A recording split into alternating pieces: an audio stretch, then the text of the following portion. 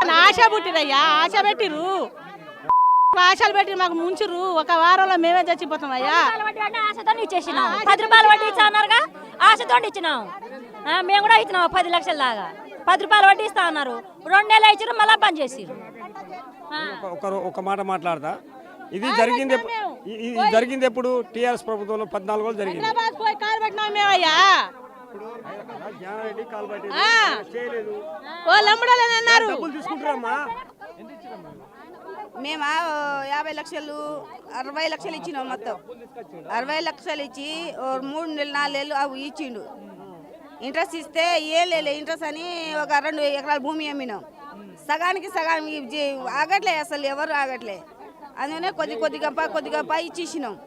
మళ్ళీ ఇస్తాడేమంటే మేము కేసులో ఉన్నాం, ఆడ ఉన్నాం, ఈడ ఉన్నాం, ఫోన్ అసలు ఎత్తట్లే.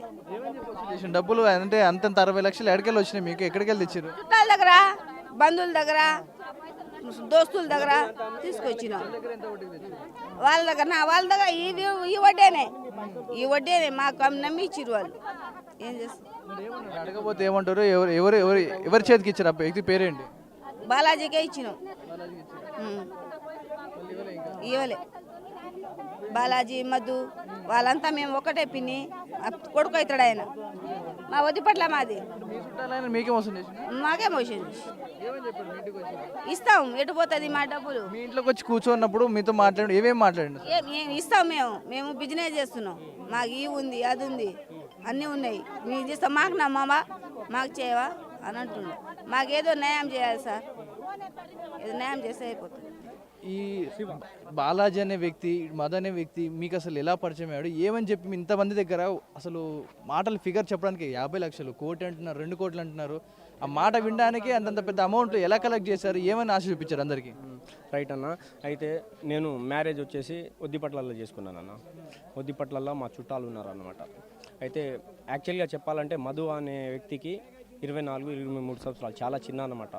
అసలు మైక్రో ఫైనాన్స్ అనేది మాకు చెప్పలేదన్న.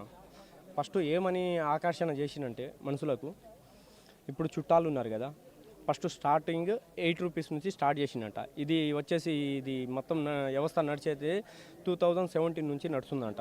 మాకు తెలియదన్న. మాకు తెలియదంటే లాస్ట్ మాకు ఎప్పుడు తెలిసిందంటే 2024 అక్టోబర్, నవంబర్, డిసెంబర్లో తెలిసింది మాకు. అక్టోబర్, నవంబర్, డిసెంబర్లో తెలిసేసరికి మేము 2025 జనవరి నుంచి చేసామన్నమాట. అయితే ఎట్లా అంటే సరే 2 రూపాయల ఇంట్రెస్ట్ కాడికే మనకు ఇస్తలేరు కదా బాధితులు, మళ్ళీ 10 రూపాయలు ఇస్తురు, ఇలా మోసం ఉంటుంది అని చాలా రోజులు మేము నమ్మలేదన్నమాట. రిలేటివ్ ఉన్నా మేము నమ్మలేదన్నమాట. అయితే ఇప్పుడు మా కళ్ళ ముందలే ఇక తిరిగేటోళ్ళు ఏంటంటే Fortuner car, royal Enfield, gold chain, ఇప్పుడు ఇల్లు లేని వానికి హైఫై ఇల్లు కట్టుకుంటారు. ఇక అన్నీ హైఫై అయిపోతున్నారు అన్నమాట జస్ట్ షార్ట్ టైంలోనే. అయితే వీళ్ళు ఏంది చేసే బిజినెస్ కరెక్టే అనుకుంటాం. అంటే అందరూ ఇప్పుడు మా ఊర్లో ఒకళ్ళు ఉన్నారు అనుకున్నా, ఒకడు డెవలప్ అయితే ఈయన స్టేజ్ ఏందని చూస్తాం కదా. అలాంటిది వాడు ఏకదమ్న 2-3 మంత్స్లోనే డెవలప్ అయిపోయిన ఉంటారు. డెవలప్ అయిపోతే ఎవరైనా ఆకర్షణ చేస్తారు కదా. అసలు ఈ ప్రాసెస్ ఏందని అంటే, నువ్వు 10 లక్షలు పెట్టిన అనుకో, 150 గజాలు రిజిస్ట్రేషన్ చేపిస్తారు నీ మీద. 150 గజాలు రిజిస్ట్రేషన్ యాడ చేపిస్తారు ఏంటంటే, ఇటు సిటీలో ఒక యాడ ఇబ్రాహీంపట్నం కాడ ఆడ ఈడ చేపిస్తా అన్నారు. సరే ఫస్ట్ ఎప్పుడు సరే 10 lakhs పెడతాం, 10 lakhs పెడితే ఎప్పుడు రిజిస్ట్రేషన్ చేపిస్తారు ఏందనేది అడిగినాం. ఎందుకంటే మనం క్లారిఫై చేసుకోవాలి కదా. క్లారిఫై చేసుకుంటే అడిగితే ఏమన్నారంటే 10 lakhs ఇవ్వండి, 10 lakhs ఇచ్చేయండి, ఇచ్చినాక 1 month ఇంట్రెస్ట్ వచ్చినాక మీకు రిజిస్ట్రేషన్ చేపిస్తా అన్నారు. అలా అన్నారు. అలా అంటే సరే అని ఇక నమ్మాలి కదా. నేను ఒక్కనే అయితే ఓకే కాదు, నాకు తెలియకుండా నువ్వు పెట్టినావు, నీకు తెలియకుండా ఇంకోళ్ళు పెట్టినారు. ఇక ఇలా చైన్ సిస్టమ్ అయిపోయింది. నేను ఒక్కని పోయినాను అనుకో, నా తమ్ముడు వచ్చిండు, మా బాబాయ్ వచ్చిండు, మా అక్క వచ్చింది, మా చెల్లి వచ్చింది, ఇక ఫ్యామిలీ మొత్తం రిలేటివ్ మొత్తం వచ్చేసారు అన్న. ఇలా తలా ఒక 10 లక్షలు, 5 లక్షలు, 6 లక్షలు, నా బాధ్యత వరకు 60 లక్షలు పెట్టానన్న నేను. నా ఓన్ వచ్చేసి నేను ఇంటి హోమ్ లోన్ ఒక 5 lakhs తీసుకున్నా. 5 lakhs పంట నేను వ్యవసాయం చేస్తానన్న.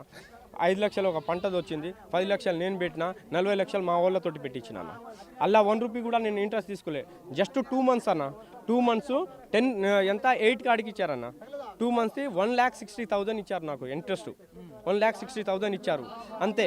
అప్పటి నుంచి ఎస్పీ ఆఫీస్ కాడ నుంచి పోయినక్కడి నుంచి క్లోజ్ అయిపోయింది. అయితే మేము అడిగినాం, మా పైసలు మాకు రిటర్న్ ఇచ్చే, ఇంట్రెస్ట్ వద్దు. ఇప్పుడు నేను 1,60,000 తీసుకున్నారు కదా, అది కూడా కట్ చేసుకొని ఇచ్చేయి, వద్దు మధు అని రిక్వెస్ట్ చేసామన్నమాట. మరి ఇంకా నడుస్తూనే ఉంటుంది, ఇంకా 5 years నేను గ్యారంటీ ఇస్తాను. అసలు మనది ఏం అనుకున్నాం, ఫిలిం ఇండస్ట్రీలో పోతున్నాయి మన అమౌంట్, ఆడబోతున్నాయి అనుకున్నాం. అంటే ఇక ఆడికి కూడా నమ్మియడం ప్రయత్నం చేసిన అనమాట. అయినా మేము నమ్మలేదు. మా పైసలు మాకు కావాలని ఇక ధర్నా చేసినాం. ధర్నా చేస్తే డేట్లు పెడతా ఉన్నాడు అనమాట.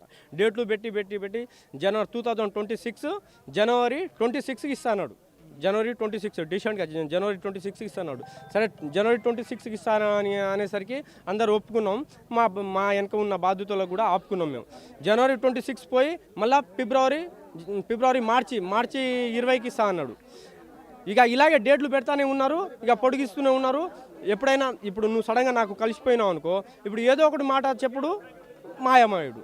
ఇక అంతే జరుగుతుంది పరిస్థితి. అన్ని డబ్బులు పెట్టారు, మీరు బయట అప్పులు తెచ్చి పెడతా అంటారు, మరి బయట నుంచి ప్రెషర్ లేదా, ఒత్తిడి ఏమంటారు? ఎందుకు లేదన్నా, ఎందుకు లేదు? ఇప్పుడు డీసెంట్గా మా బాబాయ్ కొడుకుది మ్యారేజ్ అయింది. డీసెంట్గా మేము యాక్చువల్గా హైదరాబాద్లో ఉంటాను, నేను ఆటో నడుపుతున్నా ప్రజెంట్. ఇప్పుడు నేను ఆటోలు మొత్తం నడిచిపెట్టి ఇప్పుడు పెళ్లికి అని వచ్చిన. పెళ్లికి వస్తే ఏం జరిగింది, ఇక్కడ రిలేటివ్ అందరు అడిగేటోళ్ళే. ఏమైంది, వాడు మదేవరో తెలియదు, వాడెవరో తెలియదు, మాకేం అవసరం, నీతోటి అవసరం, నీకు ఇచ్చాం, నువ్వు ఏం చేస్తావు, నీ ఆస్తి అడుగుతావు. సరే నేను 50-60 లక్షలు ఆస్తి అమ్మి అయినా ఇయనికి నాకు అంత ఆస్తి లేదన్న. నాకున్నది 10 గుంటలు.